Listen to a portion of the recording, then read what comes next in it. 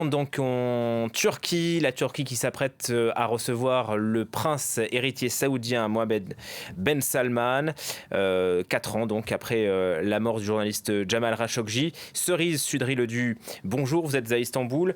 MBS sera reçu au palais présidentiel avec tous les honneurs. Oui, hein, vous l'avez dit, donc il va arriver tout à l'heure à 16h30, heure d'Ankara, donc à peu près d'ici 1 heure. Il y aura d'abord une cérémonie officielle, ensuite les deux chefs d'État vont se rencontrer en tête à tête, et ensuite il y aura un dîner qui sera donné en l'honneur de MBS.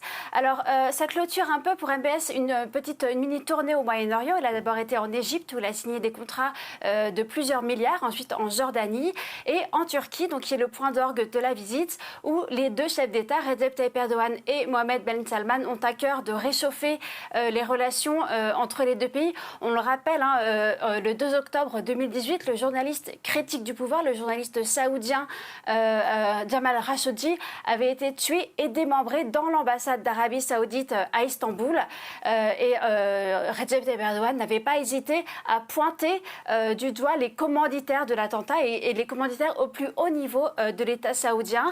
Et depuis, les relations avaient été gelées, mais actuellement, le président Erdogan est confronté à d'énormes difficultés économiques. Il a besoin de renflouer les caisses de la Banque centrale.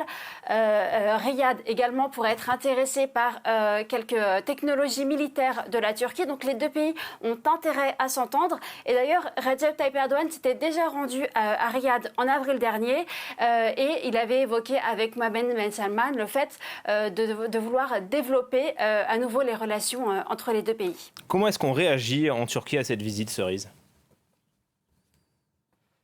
Alors, la fiancée de Jamal Khashoggi, celle qui était dans la voiture, qui attendait Jamal Khashoggi lorsqu'il était assassiné dans le consulat, pour le moment, elle n'a pas réagi. Cette fiancée, elle avait été très véhémente sur Twitter pour dénoncer la prochaine visite de Joe Biden, le président américain, en Arabie Saoudite. Donc, pour le moment, elle n'a rien dit. Mais en revanche, l'opposition a été très bruyante sur le sujet. Kemal Kılıçdaroğlu, qui est le chef de l'opposition, a dénoncé le fait que Erdogan soit un mendiant qui va enterrer la procédure judiciaire. Un autre député d'opposition a carrément dénoncé le fait que l'assassin, donc Mohammed Ben Salman, revienne sur les lieux du crime.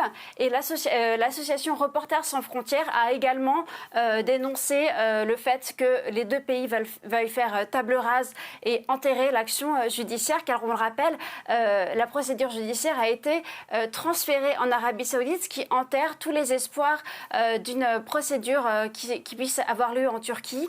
Et on le rappelle, la Turquie est quand même 149e dans le classement de la liberté de la presse de Reporters sans frontières, et l'Arabie Saoudite 166e. Merci.